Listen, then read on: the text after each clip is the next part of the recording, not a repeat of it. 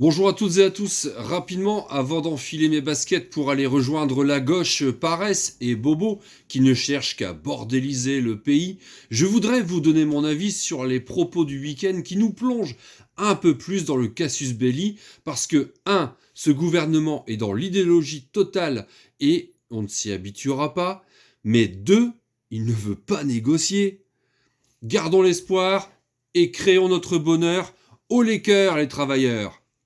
Souvenez-vous, nous étions près de 2 millions dans les rues le 19 janvier dernier. C'est-à-dire qu'on avait toutes et tous un collègue, un copain, un frère ou sa belle-mère dans la rue à s'égosiller contre une réforme des retraites non nécessaires selon l'ensemble des syndicats et des études, y compris le corps, le Conseil d'orientation des retraites, qui explique que, oui, dans les années à venir, il y aura bien un déficit cumulé en 2027 de 12 milliards, une paille ou presque, mais surtout que ce déficit devrait se résorber naturellement.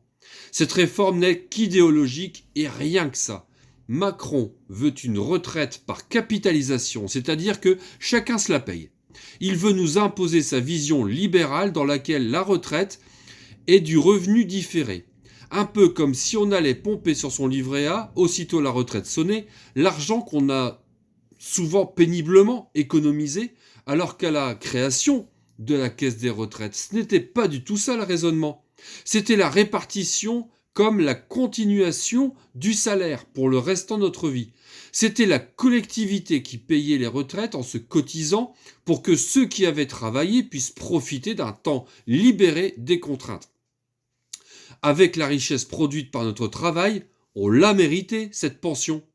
Et puis Macron s'attaque à notre maillage social, à notre solidarité, car nous sommes les champions d'Europe du bénévolat, à la retraite, dans les associations dites engagées ou militantes. Nous sommes les champions d'Europe des retraités assistants maternels pour garder nos minots quand on est papy et mamie. C'est ça qu'on appelle la paresse? Et bientôt ça sera quoi? Les inutiles?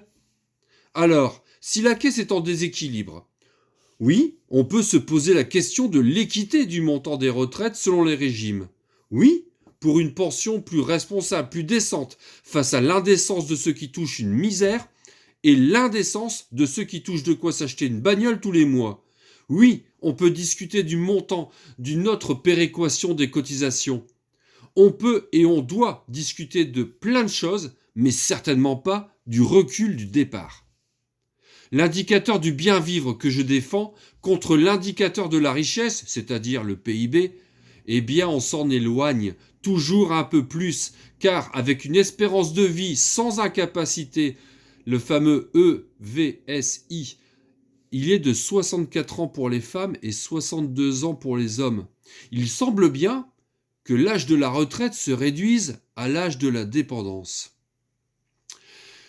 Et ce sera pire pour ceux qui ont commencé plus tôt, et celles, car ce sont souvent des femmes, qui ont une carrière fractionnée. Cette réforme, définitivement, elle est injuste, et la pérennité du système par répartition n'est absolument pas menacée. Chez nous, dans le bassin valenciennois, en 2023, les un quart des salariés les plus précaires n'atteignent pas l'âge de la retraite. Ça, c'est notre réalité. Alors, Madame Elisabeth Borne, elle a raison. Pour une fois et une fois seulement, le recul à 64 ans, eh bien, c'est non négociable. Allez, à tout à l'heure.